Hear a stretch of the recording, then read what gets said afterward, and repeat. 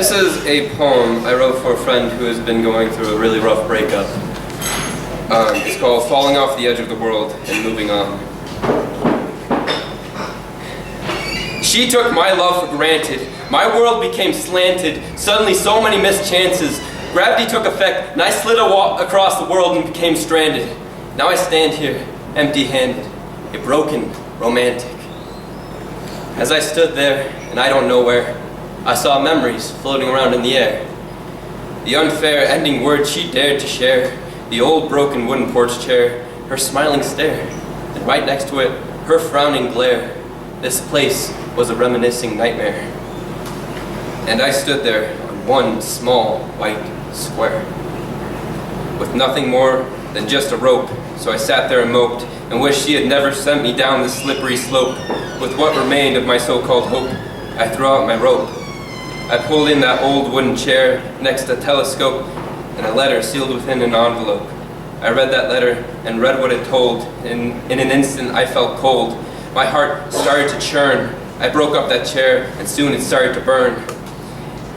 And my heart hoped that she would still one day return. As that memory burned, I yearned that she had never made this ill turn, that we could figure this out, all out, and learn. But here I am, still stranded, with my love taken for granted, still a broken romantic. I remember how she waved me away after I had said all the words I wanted to say.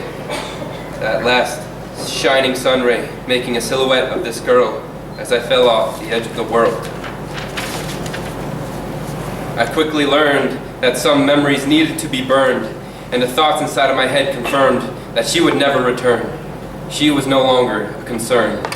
I also learned that not all memories needed to be burned. I learned that after burning everything I pulled in with that rope. I guess at that point it was just a way to cope. It kept me warm, it kept me from harm, to just burn this swarm of memories. Soon I started to assemble these memories cleverly in ways that wouldn't put me in jeopardy. Soon I had built a memory treasury, a summary and documentary of the girl that whirled me off the edge of the world. It was a mansion that I built from the memories of my lost companion. It was a comforting distraction to live in a world where she wasn't subtraction. I had everything here. But did I?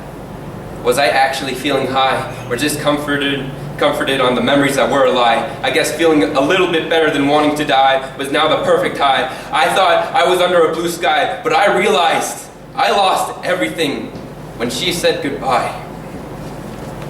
0 texts on my phone as I sat there all alone, with that record playing on that gramophone. A non-stop run of that familiar tone. I memorized that record, every word, every note I heard, that song about 2 lovebirds. It played on repeat, and I realized I had to leave this all behind, that love had made me blind. So I started to walk a straight line across this floor to the front door, my distance from this mansion becoming more and more. Still my heart was sore, but I could deal with it no more. I turned around and took one last look, saw our mansion and read it like an open book. My heart shook. I smiled for just a little while and whispered, this is a story to keep on file. But for now, we move on to build new mansions, new fates, new mates to set the world straight. Thank you.